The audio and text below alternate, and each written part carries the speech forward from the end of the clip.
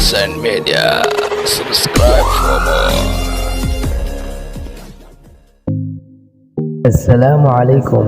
YouTube channelka aad naga daawanaysaan waa Hansen Media. Kusoo dhawaada muuqaal cusub. Mawduuceena maanta waxaan kusoo qaadan doonaa 5 qof ee Afrika ugu taajirsan. Kaalinta koowaad, Aliko Dangote, 59 jir Nigerian ah. Hantidiisa saafiga ah waxay gaaraysaa $12.1 bilyan. Meesha ama isha ay ka imaaday hantidiisa waa ganacsiga shamiintada, sokorta iyo burka. Ninkan waa milkiilaha shirkadda shamiintada ee Siemens ee qaaradda ugu weyn. Kaalinta labaad, Micky Oppenheimer, 71 jir South African ah. Hantidiisa saafiga ah waxay gaaraysaa $7 bilyan. Oppenheimer wuxuu ka soo jeedaa reer caan ku ah ganacsiga diamond-ka. Muddo 85 sano ka badan ayayna caan ku ahaayeen ganacsiga diamond-ka. Oppenheimer 2016 wuxuu iibiyey diamond buluug ah oo qiimaheedu gaaray $57 milyan, waana diamond-kii ugu qaalisanaa abid ee la iibiyo. Kaalinta saddexaad, Meg Adenuga, 68 jir Nigerian ah.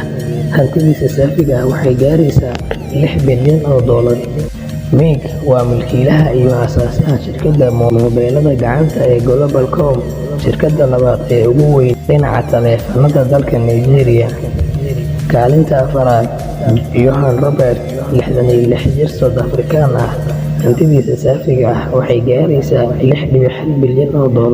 Hantidiisa inta badan waxay ka imaaday dhaxal uu ka dhaxlay aabihiis iyo ka ganacsiga alaabaha qaaliga ah sida saacadaha Swiss-ka ah ee qaaliga ah iyo dharka madaxda. Kaalinta shanaad ee ugu dambeysa, Christopher Wise, 75 jir South African ah. Hantidiisa saafiga ah waxay gaaraysaa $5.6 bilyan. Ninkan cidna kamuu dhaxlin hantidiisa, waa nooca loo yaqaano nin karmeed gacmaha xaytay. Waad ku mahadsantahay daawashada aad daawatay muuqaalkan. Fadlan haddii aad ku cusub tahay channelka, subscribe saar, gambaleelkana furo si aad u noqoto daawadaha ugu horeeya ee daawada muuqaalada aan soo gelino. Mahadsanid.